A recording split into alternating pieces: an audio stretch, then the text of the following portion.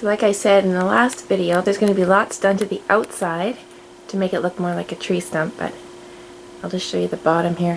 When I first did this house, I had set it on top of an old card table, and it was just going to be a temporary thing, but then the house ended up growing so much that the table and the house became one piece, and there's no way I'll be separating those now. Everything's glued together.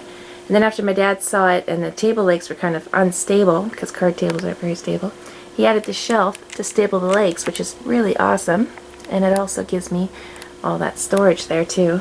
And then he added the wheels to the bottom of the legs, which is just like heaven. I can spin the house now.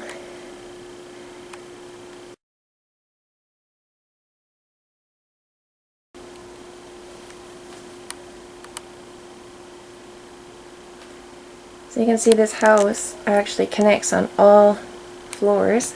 There's the bottom where we have to walk around, and it goes to the front door, and then it comes around to the back. And then we have the second floor staircase, and that's the one that comes into the tunnel. And that tunnel leads out to the back, which leads to that tower. And then we have the top floor staircase that comes up and leads to this tower. There's a little stone fireplace in there. And that will actually get a little light inside of it, and I will light that up sometimes when guests come to stay. And then there's usually a ladder in here that leads up, and it'll show you that there's a loft, and we go up, up, up into here, and there's 2 beds in there. Hard to see through this window. I'm going to end up taking these windows out. These are just plastic, but they're a little bit too thick, so you can't really see through them. But there's the one bed, and then the second bed is in there. And then we'll come down here to the front door. It opens up.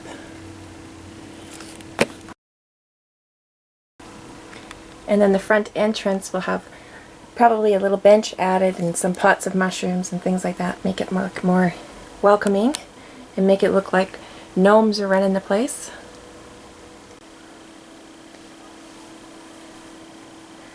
This is the original house, this bottom here. When I first did the first series on YouTube and I ended up at that little house, this is it right here. And then all the rest of it up here is all the parts that I added in January.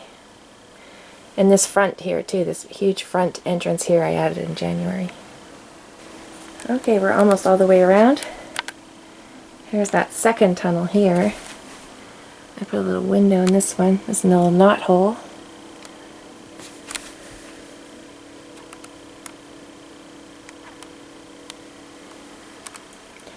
And this is the second tower here, and this is actually going to be a workshop for Gnome, my little gnome, my first gnome that I made in 2013. He's going to work in here. This is going to be a leather repair shop and also a postal service.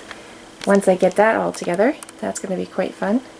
So there's going to be 2 businesses here, and then here at the bottom is Autie's workshop. And this is the entrance right here. So you can see lots more work to do. I don't even know what kind of floor I'm going to put in there yet. But whatever I do, it's going to be pretty cool.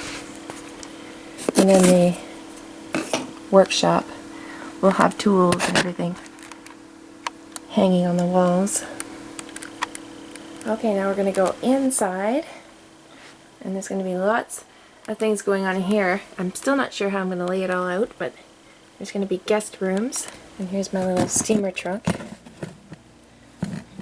This was made with tinfoil as well. I love these little trunks. I have a little thing on my blog on how I made them. I'm going to eventually do a video tutorial here on YouTube on how to make these trunks, because I think they're just so fun and easy to make. And they feel like real wood. Okay, we'll move down to the second floor now. There's 3 rooms down here. There was originally Aunt Cutry's bedroom. That bedroom in the back is part of the original house.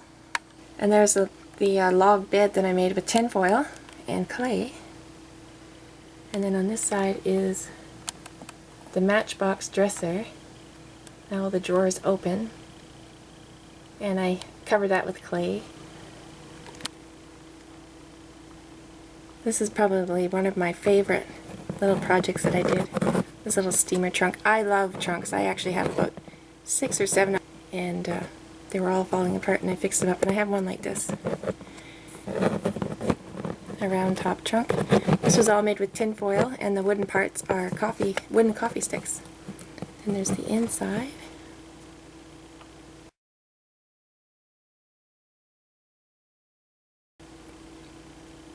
And that tray comes out, and it also opens up. Inside there's special letters and photographs. Old photographs of gnomes. Okay, we'll move down to the bottom floor. There's 3 rooms down here.